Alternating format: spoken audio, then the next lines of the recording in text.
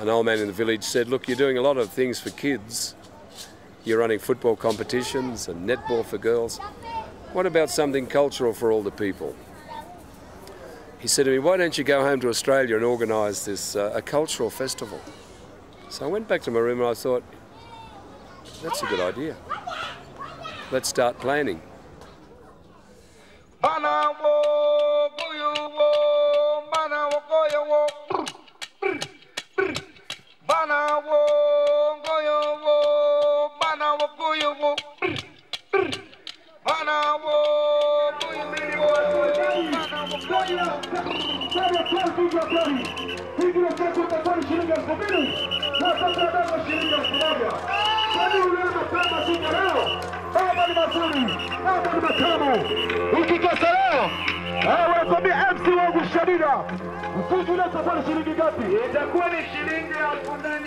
I reckon back in the old days we all come from one, when the earth was one before it broke up.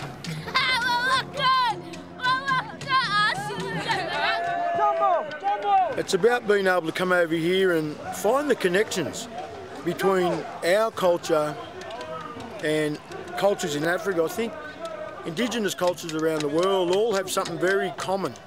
We've grown with the earth, we've grown with the land, and we've always kept that connection with it.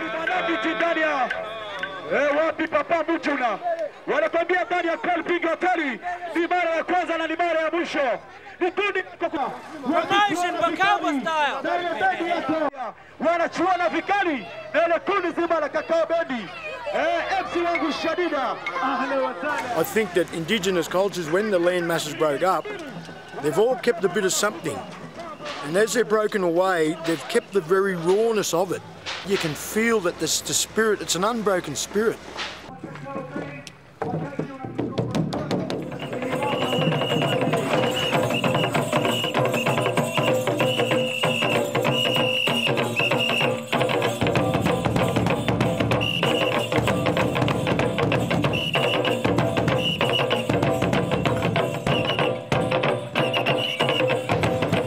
Evolved different. Some got very flamboyant about it, some dressed up very colourful, and others just stayed primitive. But yet the common thing is the language and the dance and the singing and the connection between the earth, the spirits and the people. Yeah.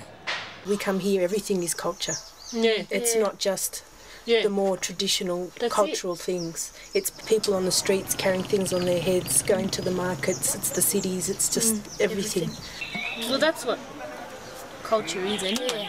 Always changing. Never. From traditions to It's never the same thing. Keeping up stories and just bringing them Finding along. new ways to tell the stories. Yeah.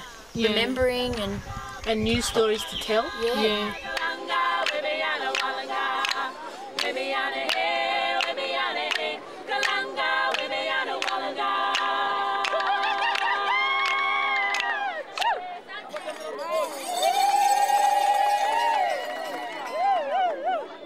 I don't know what it is because I'm in it, in the middle of it all the time. Your culture can be anything. It is. It's always evolving and changing, and I think that's the great thing about it. It's you can't pigeonhole it. So I think it's really culture that holds people together, that unites them, that unifies them, and I think if it's done correctly, that allows them to respect other cultures. And I think this has occurred. I love cross-cultural communication. It's something that I find fascinating, that you can meet someone from another culture and in a short time begin to establish some close sort of relationship. And I find this an amazing thing and a beautiful thing that humans are able to do this. And if we can do this more, it'll be a better world than the one that we have at the moment.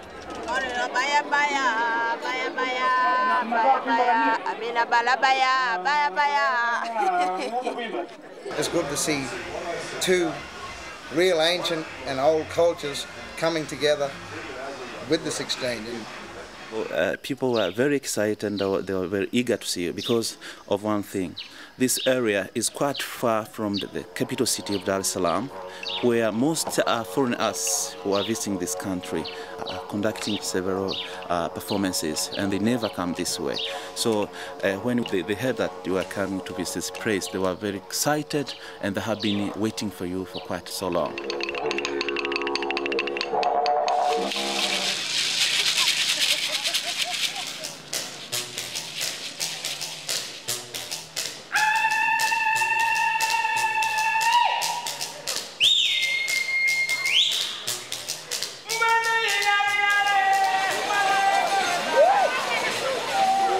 The original view that I had was this would be a village thing, but we needed to make it bigger to attract sponsors, but I still see the village activities as being the core.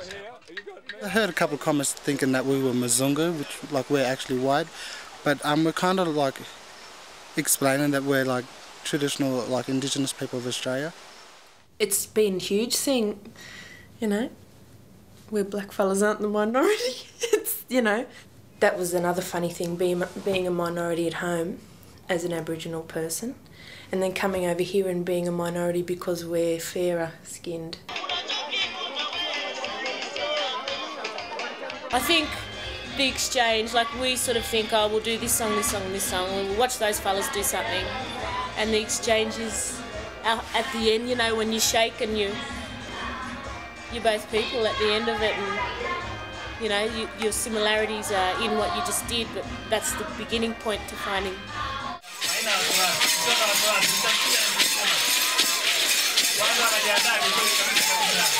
More or less, I look at it as we're having ceremonies over here, and I'm pretty sure they're looking at it that same way too. Spiritual ceremonies. It's amazing that they're all moving to the one beat, but they're all moving in a trance, but when the beat stops, they freeze. All in one motion, bang, stop.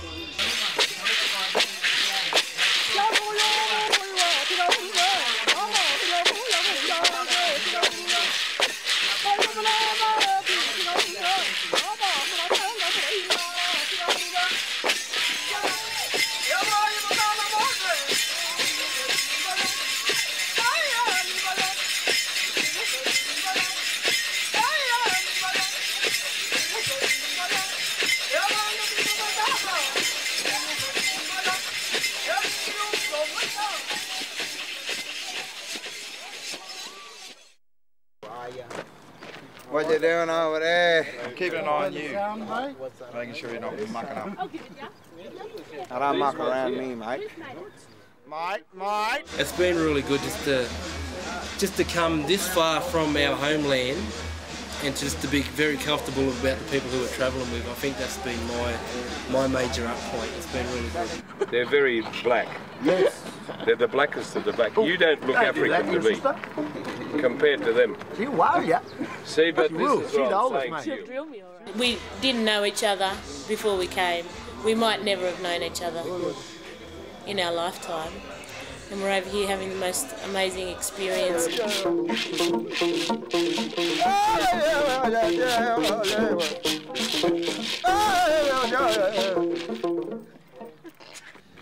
Just to think that we all come together and we just connected, and there's been hardly no problems on the trip. We all respect each other, and it's been a love situation.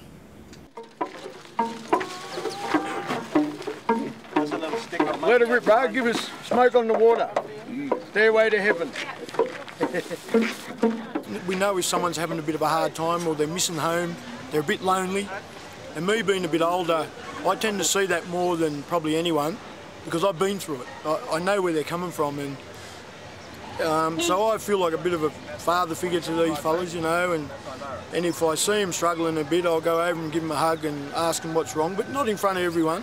I'll just get them on their own and see how they're doing. And how was it? Good.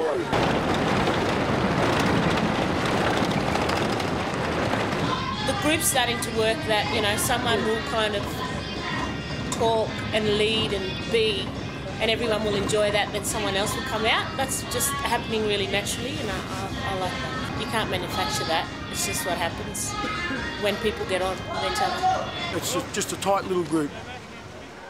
It's amazing, you know, how a small group of people can achieve almost anything.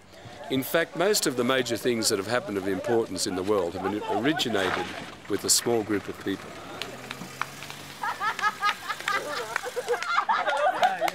We drink blood, we smear it with strong. Alone I fail, but together we succeed.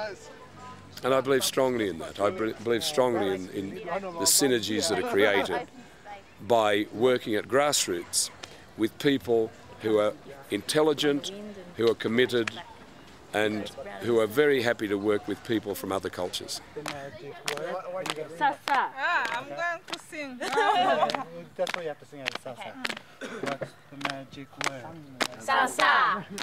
For me, I think the highlight is getting to know these other artists. Like, each and every one of them is different. I couldn't ask for a better bunch of people to travel with. The three sisters, you know, Nadi, Julda and Luce, they're so much alike but they're so different. I love their individual characters and their personalities. Hey! There's 3 daughters, and our mother is one of 3 daughters, and our grandmother, her mother is one of 3 daughters, so we kind of, I like that symmetry, and we carry that. We're very proud of that. Come on, your mum didn't give you Milo.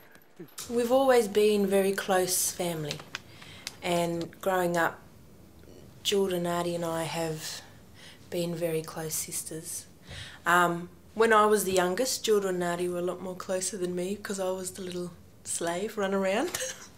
But as we grew up, me and Jordan were the ones that ganged up on Nadi, so that was good too. So it's sort of, you know. As the rain's rolling and flowing to the rain, I hear her call to me. I think singing in harmony is a natural thing. Fortunately, it's been very easy for us. I think plus we know each other. Nadi and Kalina, they've sung together for a few years and they know each other's voices and sort of patterns and harmonies really well. And Jordan and I have very similar voices to Nadi, and we've always heard them sing together, so I think that's a big part of it. And we sing along with them, even if it's to their CDs. We've always kind of wondered what it'd be like to, you know, sing alongside them in, you know, a different capacity, more than just, you know, like breaking out of the lounge room. And this is the perfect way of, you know, of being able to do that. Not just piggybacking on one of their harmonies, but creating our own harmony and joining. Yeah, we try it out and adjust to each other's sort of... We can hear each other. Oh, she's there, I'll go here. And if somebody else takes it, then I'll go there, and then they'll, I like it like that. We're accompanying 4 dancers that are traditionally painted up, and I've found that a challenge actually, to perform our songs alongside the more traditional, the more kind of accepted view of what Aboriginal identity is about. You know, I believe we have spirits with us all times, and sometimes they get in and speak to you without you even realising it, and they make things happen for you. And I've been a cultural person from a young age. My father was a dancer, my grandfather was a dancer. He held on to a lot of the Dungari language, and I think the big thing about my life was actually having culture in my life at such a young age, and that has allowed me to travel to Africa, to New Zealand, Japan, and pretty much all throughout Australia, and I believe that's because of my spiritual connection with my culture. And yeah, I'd have to really say from a young age it's always been there, so it's really sent me in the direction that I am and pretty much turned me into the man I am today. Because a long time ago, we lived in Australia, and Aboriginal people were 100% population. And then European settlement come. And since that day, Aboriginal population has continued to drop and drop. We call ourselves the Storytellers. We held the information, and we are very much, I think, very much similar. My grandfather, my father and I, we have a lot of the characteristics of each other, and I guess you can say we're real characters, and I think spiritually that's what's really kept us together. I love to pretty much be the centre of attention, but not be the centre of attention at the same time. Happy to sort of just entertain people and, you know, make people laugh.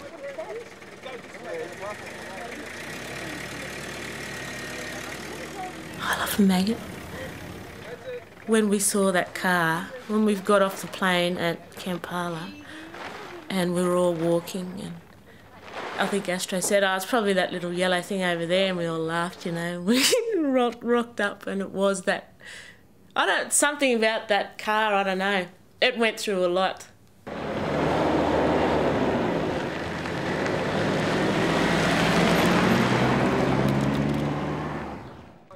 We had to invest in making that thing work for us. It was a focal point for us in a way in the beginning, because we all had to say, yes, we're going to put up with being cramped and in this kind of semi-shit box that we don't know if we're going to get to the place that we're going to. And we had to all believe in that as the first thing in believing in the tour. And that was the first sort of chip in with everyone, I reckon. I have asthma. This was once white. All I've done is wet it and put it on my face. I need nappy sand. Sponsor me.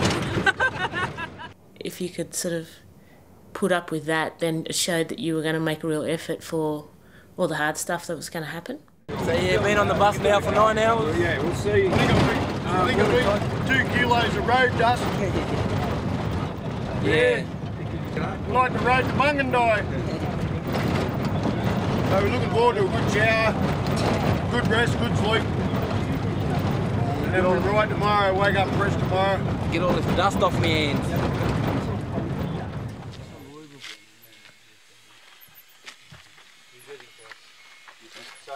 I'd say so. I think the hose. A raw egg will seal the hole. Nah, but it's not leaking. Well, I think we just found our motel for the night. It's not leaking, that's the good news. It might have thrown a bell, I think. It's got a lot to do with Godfrey. I'm going to miss him. He's our driver and a real good person. And I thank him for getting us around real safe, you know, and driving good. I love that car, I don't know why. It was a challenge to love it. That's probably why. Exhausted, mainly exhausted. That trip was long and bumpy. We finally got here about 1 o'clock in the night time, and Bill still wanted to have dinner, so I don't know, I only had 4 potatoes and crashed.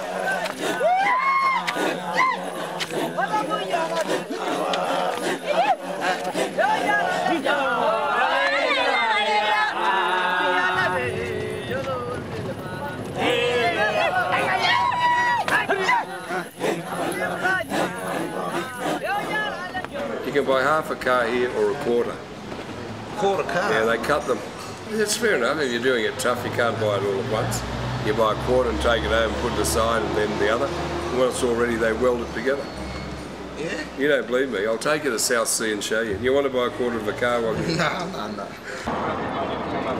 It's taken its toll on us as not so much dancers, but just as human beings. Our legs are sore, our backs are sore, and yeah, our minds are just sort of just rolling, like treadmill minds, just going.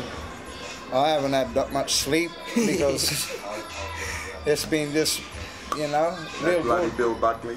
Oh yeah, hanging around old Bill too, you know. You sort of pick up out of, get a couple hours sleep and get up in the morning and straight back into it.